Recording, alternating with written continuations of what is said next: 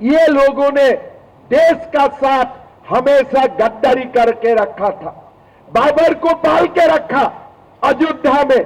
ये सब लोगों को धक्का दे दे के हमें भगाना पड़ेगा देश से, तभी हमारा देश सुरक्षित होगा।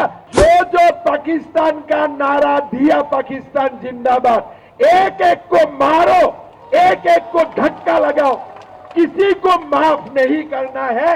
यही मेरा एकमात्र निवेदन होगा। मैं ये बोलना चाहता हूँ, राहुल जी आप 10 बार जन्म ले लो। मैं असम से आया हूँ और असम को कामरूप कामाख्या नाम में भी हम लोग सब जानते हो। यहाँ में माँ कालका देवी है और वहां में माँ कामाख्या है, और दोनों ही स्थान शक्ति का स्थान है। मैं दोनों माँ को प्रणाम करता हूँ और आप लोग सबको मैं दोबारा प्रणाम करता हूँ। चुनाव का माहौल है और चुनाव का समय हमें भारत के बारे में, हमारे धर्म के बारे में 200 बोलने का मौका भी मिलते हैं और लोगों से बातचीत करने का मौका भी मिलते हैं। आप लोग देखिए, हमारे हरियाणा का अभी चुनाव चल रहा है और कांग्रेस का नेता राहुल गांधी दोबारा हरियाणा में आ रहा है, लेकिन इस बार उनको आप देखिए वो संविधान हाथ में लेके नहीं आए हैं। अभी वो संविधान का बात बोलते भी नहीं है, आरक्षण का बात भी नहीं बोलते हैं, और उनका जो भाषा है, भाषा का भी परिवर्तन हो चुका है। अभी वो अमेरिका गया था, अमेरिका जाके राहुल गांधी ने बताया कि भारत को आरक्षण का जरूरत और ज्यादा दिन नहीं लगेगा। मैं राहुल गांधी को प्रश्न करता हूं, आप भारत में बोलते हैं आरक्षण का जरूरत है और अमेरिका जाके बोलते हैं आरक्षण का जरूरत नहीं है। मैं आपको पूछना चाहता हूं कि आप चुनाव के लिए आप क्या क्या बोलेगा, क्या क्या करेगा। आज जैसे लोकसभा का चुनाव का परिणाम आया, आप लोगों ने षड्यंत्र किया कि मोदी जी प्रधानमंत्री बनना नहीं चाहिए, लेकिन मां कामाख्या, मां कालका देवी का आशीर्वाद से नरेंद्र मोदी जी तीसरी बार देश का प्रधानमंत्री बने। मैं यही बोलना चाहता हूं, दिल्ली में भी मां बेटा का सरकार नहीं बना और हरियाणा में भी बाप बेटा का सरकार नहीं बनेगा, ये मैं विश्वास का साथ बोल सकता हूं।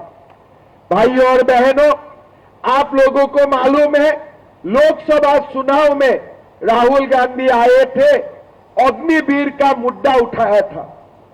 हम लोग तब भी बोला था कि अग्निवीर हमारे लिए मुद्दा नहीं है, देश सेवा जो भी करेगा हम उनको सम्मान भी देगा, उनको स्वीकृति भी दूंगा। आज प्रधानमंत्री जी, गृह मंत्री जी ने साफ साफ बोल दिया कि अग्निवीर पूरी 7 साल नौकरी करेगा और बाद में पेंशन मिलेगा सरकार से ही। अभी राहुल गांधी इस मुद्दा को भी अभी भूल चुका है।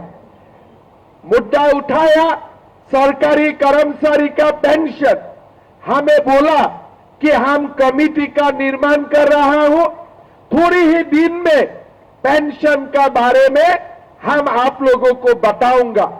राहुल गांधी देश भर घूमा और लोगों को बोला कि नरेंद्र मोदी आपका पेंशन बंद कर देगा, लेकिन आज आप देख सकता है मोदी जी ने यूनाइटेड पेंशन स्कीम का ऐलान किया और उन्होंने बोला निम्नतम गारंटी लोगों को 50% पेंशन डीए का सहित मिलेगा ही मिलेगा, ये मोदी का गारंटी है। आज आप देखिए संविधान से लेके, अग्निवीर से लेके आरक्षण तक पूरा देश में राहुल गांधी ने झूठ फैलाया और मोदी जी प्रधानमंत्री ना बने, इसके लिए वो लोगों ने पूरा का ताकत वो लोगों ने इस्तेमाल किया। लेकिन भारत का जनता ने जवाहरलाल नेहरू का बाद पहला बार यह निर्णय लिया कि मोदी जी तीसरा बार देश का प्रधानमंत्री बनेगा। आज आप देखिए ये देश को कांग्रेस कहां लेके जाना चाहते हैं। हरियाणा का साथ साथ जम्मू कश्मीर का चुनाव भी हो रहा है। राहुल गांधी फारूक अब्दुल्ला का साथ गठबंधन करते हैं और वो लोगों को बोलते हैं कि जम्मू कश्मीर में हमारा सरकार आएगा, हम 370 धारा वहां पास लेके आएगा। हमारा देश को एक निशान चाहिए, एक प्रधान चाहिए, एक संविधान चाहिए। मोदी जी ने 370 धारा हटा के देश को एक निशान दिया, एक प्रधान दिया, एक संविधान दिया। अभी राहुल क्या बोल रहा है कि हम 370 धारा वहां पास लेके आएगा। मैं ये मन से मां कालका देवी को सामने मैं ये बोलना चाहता हूं, राहुल जी आप 10 बार जन्म ले लो, वापस नहीं आएगा, आप समझ लीजिए। आज आप देख सकते हो इजराइल ने हिजबुल्लाह का जो टेररिस्ट है वो लोगों को मार के गिराया है। हमारे ये जो इंडी गठबंधन है आज रो रहा है हिजबुल्लाह क्यों मरा। हमारे प्रियंका गांधी जब भी कोई हमास का नेता मरते हैं वो रोते हैं कि हमास का नेता क्यों मरा। लेकिन कभी आपने कांग्रेस को सुना है जब हमारे हिंदुओं को आतंकवादी मार गिराता है, कभी उन्होंने रोया ये आपने देखा है? कभी सुना है आपने? ये लोगों ने देश का साथ हमेशा गद्दारी करके रखा था, बाबर को पाल के रखा अयोध्या में। आज 7 साल कांग्रेसियों ने बाबर को पाल के रखा, लेकिन आज मोदी जी ने बाबर को भगाया, रामलाला को वहां पास लेके आया। लेकिन मैं मानता हूं हमारा देश में और सारे बाबर छुपा हुआ है। असम में बाबर है, बंगाल में बाबर है, हरियाणा का नूह में बाबर है, उत्तर प्रदेश में बाबर है। ये सब लोगों को धक्का दे दे के हमें भगाना पड़ेगा देश से, तभी हमारा देश सुरक्षित होगा, तभी हमारा देश सुरक्षित होगा, विकसित होगा। आज आप देख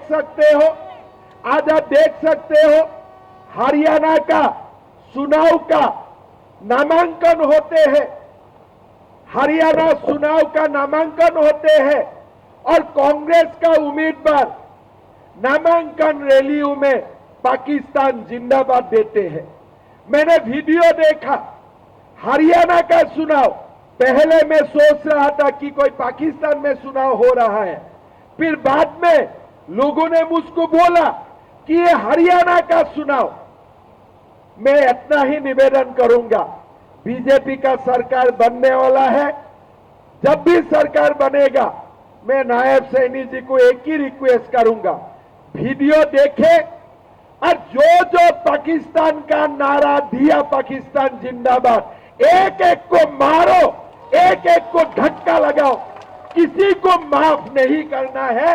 यही मेरा एकमात्र निवेदन होगा। अगर वो असम में होते थे मैं तो अभी तक हिसाब बराबर कर ही देता था, मैं तो अभी तक हिसाब बराबर कर ही देते थे, चुनाव होगा नहीं होगा। लेकिन हरियाणा का युवा देश के लिए शहादत देते हैं, पाकिस्तान जिंदाबाद करने के लिए शहादत नहीं देते हैं। भाइयों और बहनों, थोड़ा 1 साल पहले नूह में जो हुआ, ये हमारा देश का कोने कोने होते हैं और जब भी बीजेपी का सरकार होते हैं वो लोग ठंडा हो जाते हैं, लेकिन जहां जहां कांग्रेस का सरकार होते हैं वो लोगों को जीवन संजीवनी मिल जाते हैं। अभी कर्नाटक में कांग्रेस सरकार ने गणपति देवता को ही जेल में बंद कर दिया। आप लोगों ने सबको देखा होगा कितना दुस्साहस किया वो लोगों ने। मैं इतना ही बताऊंगा, ये कांग्रेस को आप हिजबुल्लाह के लिए रो, आप हिजबुल्लाह के लिए आप जो भी करना है करो, लेकिन कृपया भारत का भूमि में मत करो। जाके पाकिस्तान में बैठ लो और जो भी करना है पाकिस्तान में करो। अमेरिका जाते हैं, किसको मिलते हैं? जो देश का गद्दार है, सारे लोगों को मिलते हैं। आज आप देखिए पाकिस्तान भी बोलते हैं कि जम्मू कश्मीर में नेशनल कॉन्फ्रेंस और आईएनसी जीतना चाहिए। कैसा राजनीति है? अब देश का राजनीति करते हो और किसका राजनीति करते हो? भूले नहीं, बीजेपी हिंदू हिंदू करते हैं। अरे बाबा, भारत में जन्म लेके मैं हिंदू ना करके क्या करूं? आप तो बताओ। 5000 सालों से हिंदू ने ये देश को अपना बेटा का तरफ पाला है, माता का तरफ पाला है, और हिंदू के कारण ही आज भारत महाशक्ति बना है। मैं हिंदू ना करके मैं क्या बोलूं? बताओ राहुल जी, आपका क्या है धर्म? मेरा पता भी नहीं है। कभी मंदिर में जाते हो, कभी किसी में जाते हैं, कभी जनेऊधारी ब्राह्मण बोलता है, दूसरा दिन बोलता है कि ब्राह्मण को कुछ मिलना ही नहीं चाहिए, तीसरा दिन बोलते हैं कि हम अनुसूचित जाति के लिए है, दूसरा दिन जाके बोलता है अनुसूचित जाति का आरक्षण ही खत्म हो जाना चाहिए। आपका कौन सा रूप असली रूप है ये तो किसी का भी पता नहीं है। ये तो पता करने के लिए भी 2 साल यूनिवर्सिटी को रिसर्च करना पड़ेगा, तभी जाके पता चलेगा आप क्या है।